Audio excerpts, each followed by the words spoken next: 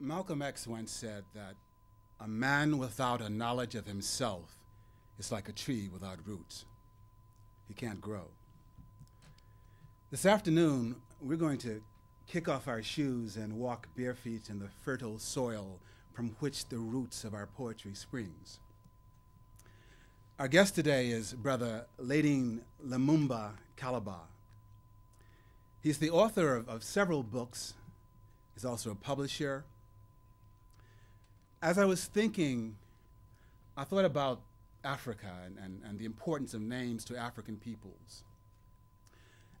In traditional African society, one chooses a name in the hopes that the person that's being named will personify and exhibit the attributes of that name. Lumumba was killed in the Belgian Congo in the 60s by the CIA. I found it interesting that you would take that name.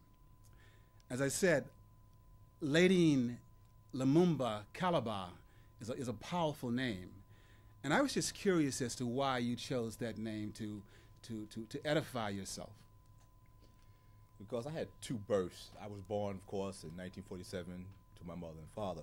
Then I was born again in the 60s, in the revolutionary period of the 60s. And so I had to find a name for my new birth, for the new person that I wanted to become. So Layding means aware. Lumumba, of course, as you said, it's named after Patrice Lumumba from the Belgian Congo. Kaliba means warrior-like, because at the time, it was about armed struggle and things like that. So, that was just part of my political orientation. But, you just have to find out who you are and rename yourself. I'm not saying everybody should do that, but for me, that seemed like the road to take, because although my name historically was a relevant one, Frederick Douglass, Bright, so named after the great emancipator, not emancipator, but, abolitionist Frederick Douglass, I still needed to define myself, because to me, someone was giving me that name, someone forced me to have that name almost. So I had to choose a name that was of my own calling. Okay. In reading your work, one of the things that has touched me greatly is the reverence that you have for your mother. I'm aware of the fact that your mother died when you were 12 years old. My mother lived to be a much older woman, but her death was no less traumatic for me. I'm just curious as to how her death affected you and how you were able to sustain yourself during what must have been a really difficult time. Yeah, well, my mother was like everything. She's the one that just watched out for me and my two brothers and my sister. She scrubbed other people's floors and things like that, to feed us. And, just incredible the sacrifice she made when we got in trouble in school. She was there crying to the principal to let us back in, and all this stuff here. So your mother becomes like your personal God almost, Therein lies that poem that we were kicking around at my house, man, about in the absence of God. Okay. So to kind of give it a flow, can I just kick the piece? Of course, I was about to ask you to do that. All right. Yeah, as I was saying to Brother Paul, it was that my mother was like everything. She just did everything for us, every sacrifice you can conceive of. Y'all know how mothers are. They look out for you, when nobody else will. When nobody else loves you, they're there for you. So this piece is called In the Absence of God. I was 12 years old when God died. 12 years old when my tears eclipsed the sun, and I was left to grapple with a world too harsh for limited understanding.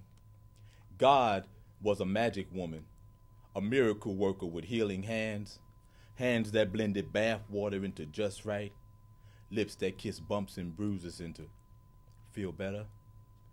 I once believed that God was forever because no one had prepared me for the absence of grace, life outside the shelter of mama's wings. Confusion brought bitterness, but even in my anger, I never forsook my God, never knelt at the altar of rejection or prayed to false idols. Mama, you were the only God I ever knew. So many years have passed since my baptism in your sacred waters. Still, I remain your child, writing poems in the absence of God. I'm concerned, and most of us who care about our young brothers and sisters are concerned when tragedy befalls them, be it the loss of a brother or a sister, a grandmother.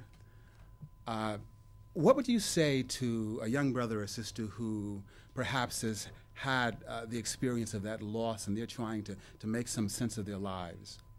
I know that you were able to write. I'm assuming you didn't write that poem when she died. I don't really know. No.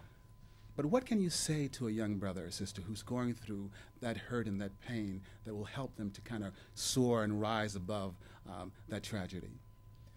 Well, I think the route that some take is that they take the positive attributes of the person that passed on, and they honor those attributes. You know, if your mother or father was consistently saying be good, you know, go to school and everything, you kind of embrace those ideals that she wanted, you know, you to have, and that gives you the strength. Like when you're getting ready to do something wrong, sometimes, like when I was going to do things wrong, and I did a lot of things wrong. You know, my mother's image would like be popping up in my head. Don't do it. You know, and that would give me the strength, you know, to try to chill out. You know, didn't work all the time, but you know, it helps a lot. So you got to have something to hold on to. So, you know, eventually I started writing, and I started, you know, just like kind of holding on to my own words, you know, and that gave me strength because it clarified a lot of things. That's what writing did for me. It was therapeutic. You know, when I was bugging out, when I was tripping, I started writing things down. You know, why am I tripping? Why, you know, what am I feeling? Then I go back and I read it as if it's not me that wrote it, and then I kind of like, you know, soothe the troubled waters, and I'm able to like to stay, you know, on the straight and narrow, so to speak. In the Absence of God is just one of many poems which kind of moved me.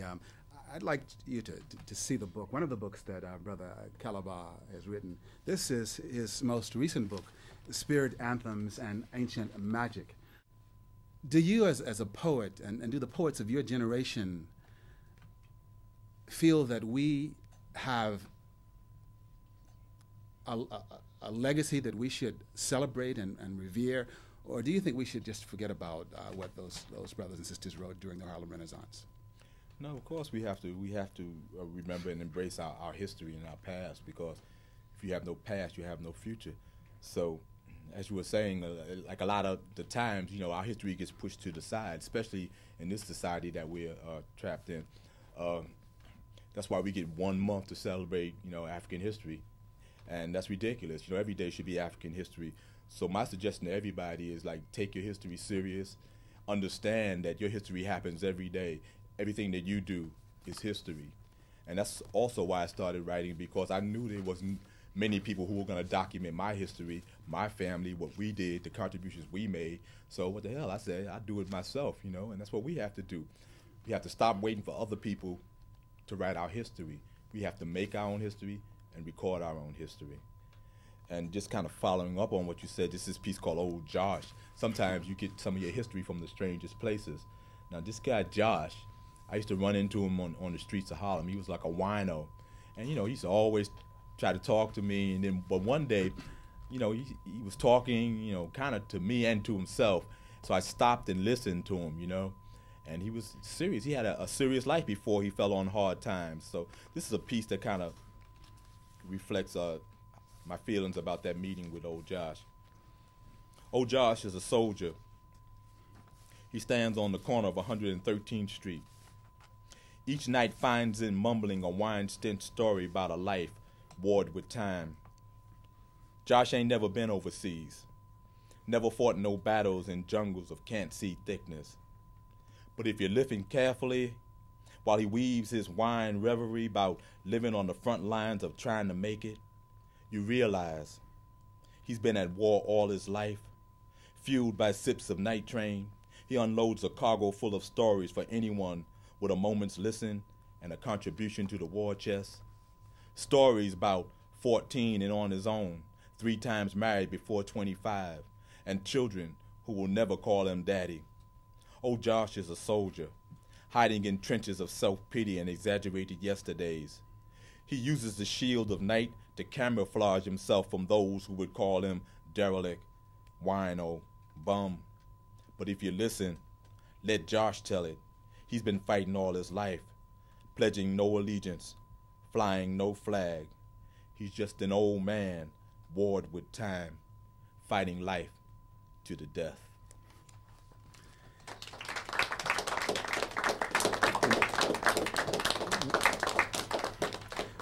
When I read Old Josh, it reminded me of a brother that I ran into the last time I went to your house. I was turning the corner of 137th Street, and it was rather cold, and the wind was kind of beating me up. So I turned the corner, and I heard somebody say, man. And I looked down, and this brother was kind of slunched down on the stoops of this brownstone, and he couldn't get up. And he said, I don't want any money. I don't want any money. He asked me to help him up. So I gave him my hand, and he was smelling of booze, maybe train. And he couldn't stand. He was an old brother. So I picked him up, and at first I was a little bit leery because I didn't know if he had lice or if he was dirty or whatever, because he smelled dirty. But I realized that he could be my father. He could be my grandfather. So I thought that it was my duty. I felt that it was my duty to try and help him up and to help him home if I could.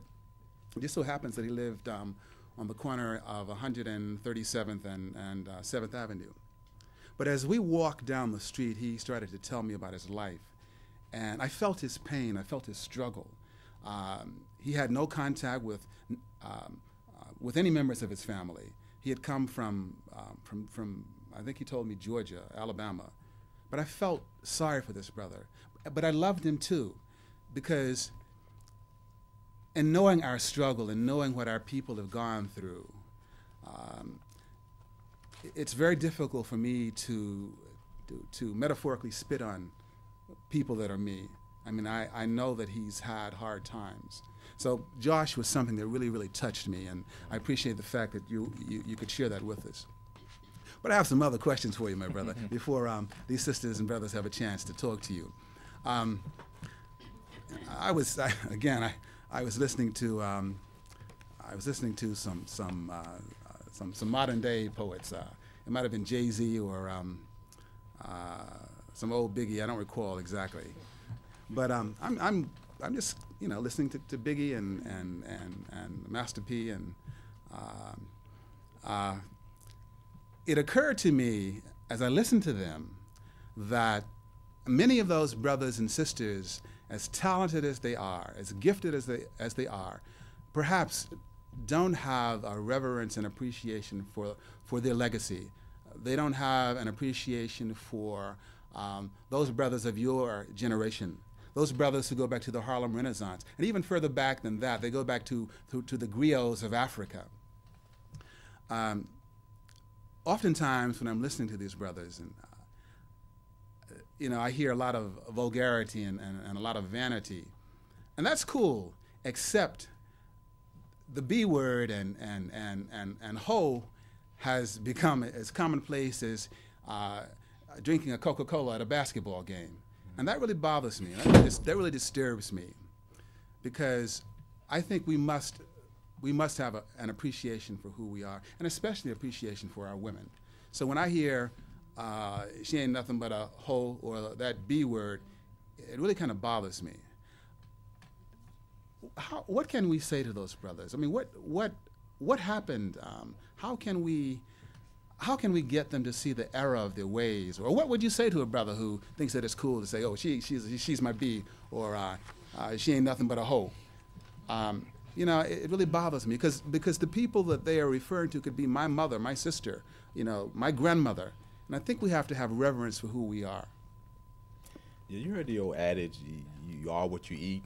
You also are what you say, So, I mean, I kind of just look at it. It's not that simplistic, but, I kind of understand what they're doing, because they don't have the same connotations that we have when we hear it, To them, it's generic, It's like, bitch to me, excuse me for saying it, but, I mean, I don't like to say, that word or anything. Michael say the word, It's like,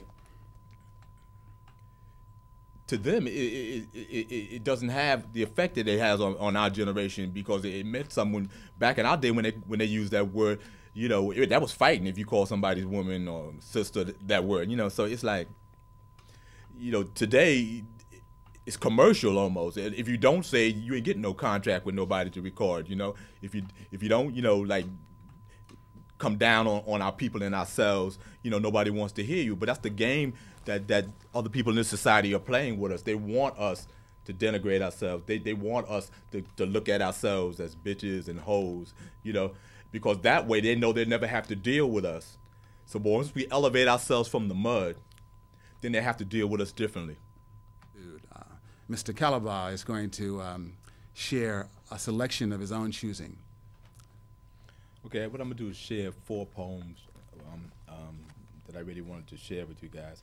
Going back to the mother theme, I used to always kind of watch my mother when she was going through her struggles, you know, and I always wondered why she never took the time to do things for herself, you know, put on a pretty dress and go out and party or do something like that. I mean, once in a blue moon she did it, but, you know, it just seemed like she would just sit around and her whole life revolved around keeping us alive. You know, this is called living within her means. Mama used to live within her means. Incense, basic foods, and toiletries made up her shopping list. As tears poured from sorrowed eyes that should have ran dry a long time ago. Incense for the nose, food for the belly, and toiletries to wipe away all traces of anything that spoke of waste. Mama died living within her means. I used to spend long sleepless nights wondering why Mama, just for one day out of her too short life, didn't dare step beyond the limits of her means, and why Daddy wouldn't get up off the boogie just one finger popping weekend night so that Mama could smile, even if it didn't last but for a flicker. Incense, basic foods, and toiletry, something for the nose, something for the belly, and something to wipe away anything that spoke of waste. This next piece is called Laura. One thing I noticed when I was growing up was that the guys that I hung with always got in trouble. We was always doing something wrong. But the girls, for the most part, they was cool. You know, they didn't really get in a whole lot of trouble. The only time they got in trouble is when they was following behind some knucklehead boys. So this piece is called Laura. Graveyards are like multiplex movie houses. Each headstone tells another story. Each visitor's eyes become inverted projectors, flashing giant images on the walls of memory. The wind whistles an eerie soundtrack to a story told by life. I come to visit Laura every weekend, come to mourn a movie that will have no sequel. Little Laura was my leading lady, star of my early childhood. Harlem was the stage on which we acted out, hard-headed youth destined to go the way of soft behinds. We were like Bob Hope and Bing Crosby, road buddies. But somewhere on the road to growing up, little Laura got lost. Somewhere between her parents' Scarsdale aspirations and bruises inflicted on her by jagged-edged streets, she lost her way, slipped into the head of a needle, injected herself into a horror feature, a misdirected attempt at high life. Living on the short side of stature, she wore spiked heel shoes to elevate herself above sinking. Makeup hid Laura behind a wall of cosmetic adulthood. Where does a little girl go when her life becomes a B-movie destined to flop? She reached out to me, but I had just fought 15 rounds with the mean streets and lost every one. I'm sorry, Laura. Didn't see you make the wrong turn. I too was lost.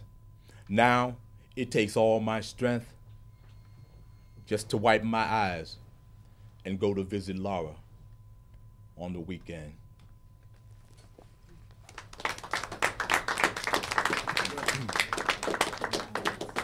This next piece is called Baby Grand.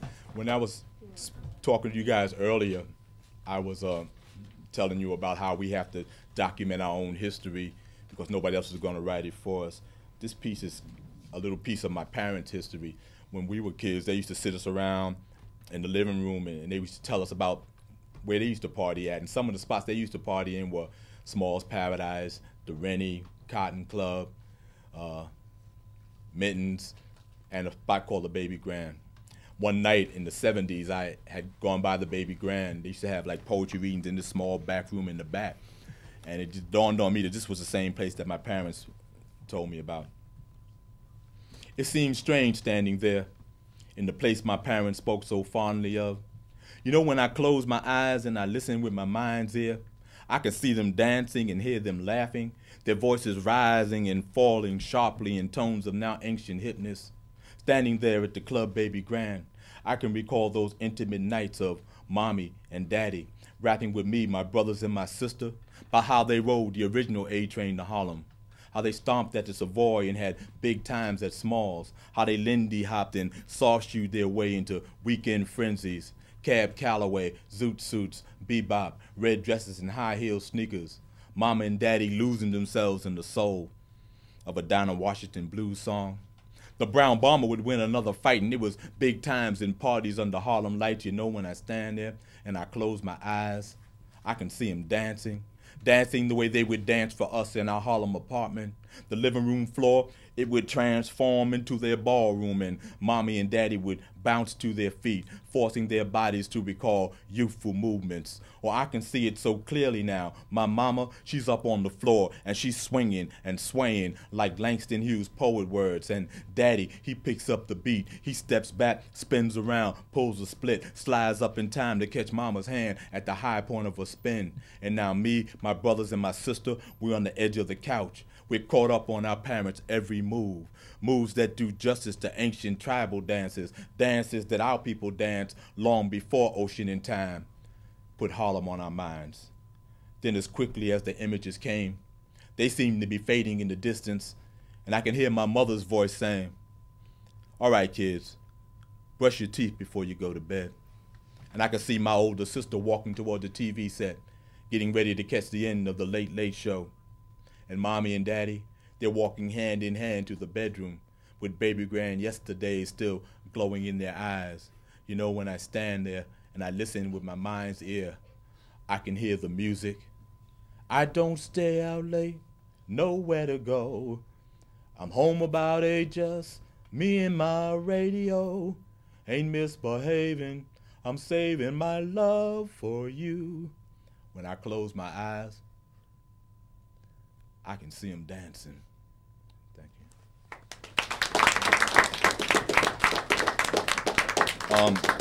This last piece that I'm going to share right now is called Pedro.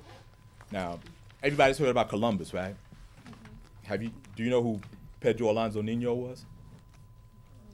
Well, Pedro was the navigator who actually found the Americas. He was an African, and the Africans had made the journey to the so-called New World many years before Columbus even thought about, finding a shortcut to India. So one day I was doing a reading in this classroom, and I was sitting in the back of the room, and prior to my reading, they were discussing history and Columbus's contribution or lack of thereof, to this new world. And I just started writing down this piece called Pedro. If I can remember it. It wasn't your fault, Pedro. Pedro Alonso Nino. Your African eyes could not have foreseen the vicious aftermath of discovery, the tragedy your navigational skills would impose upon your red and black brothers. You couldn't have known that in 1492, when you piloted the flagship Nino off the coast of the Cape Verde Islands, the eyes of history would cry for 500 years, burning from the venomous horror of Columbus's deceit. Say you didn't know. Let your voice pierce the solacing wall time has built. Say that you didn't know the demonic nature of Captain Columbus, that you weren't a willing conspirator in one of European history's greatest deceptions. Say you didn't know. Say that you weren't down with it. Say that you weren't down with the murderous madness that followed, the slaughter of your brothers, the rapes of your mothers and daughters. Tell me that you weren't the America's first, Uncle Tom. Columbus threatened your life, didn't he, Pedro? He told you he'd burn you at the stake if you didn't lie to King Ferdinand and Queen Isabella, if you didn't swear that he had found a shortcut to India. He held a knife to your throat, didn't he? Yeah, that's it. He held a knife to your throat. He drew blood, didn't he, Pedro? Tell me that he drew blood before you agreed to make history cry, before the first of your red brothers died, before the first kidnapping took place. Tell me you stood up to him, Pedro. Tell me you stared him straight in the face. That's the way it happened, didn't it? Didn't it? You threatened to burn the Nina, the Pinta, and the Santa Maria to ashes. Tell me before decades have another miscarriage of truth and another century passes. Pedro, tell me that you never made it back to Spain, that you died fighting alongside your red and black brothers. Tell me you chose honor over fear, death over treachery, truth over the lie. Pedro, tell me you chose truth over the lie. Thank you.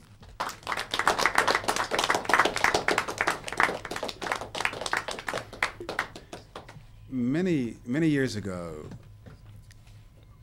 two of our most learned scholars had a raging debate about whether art had any relevance or whether art should be used for certain purposes. I'm thinking of W.B. Du Bois and Anna Bontemps. Du Bois said art should be used for political purposes. It should be used for propaganda. It should be used like a baseball bat to hit people over their heads. You know, art has a function, it has a purpose, excuse me. And one of the things that strikes me about Brother Layding's work is that it's political. It hits you in the head. It gives you something that you can think about. At the beginning of this conversation, I said that we were going to kick off our shoes and walk bare feet on the fertile ground and look at and feel the earth from which the roots of our poetry sprang. We've tried to do that this afternoon. We've tried to do that in a very humble and a very real way, because it isn't about us, but it's about you. It's about you taking the torch and doing what you have to do for yourselves, for your people, and for the cause of truth. So as we remind ourselves and celebrate what Brother Layding has done, I'd like to make these books available to you, Spirit Anthems and Ancient Magic. I would also like to give you the opportunity to read The Moon is My Witness,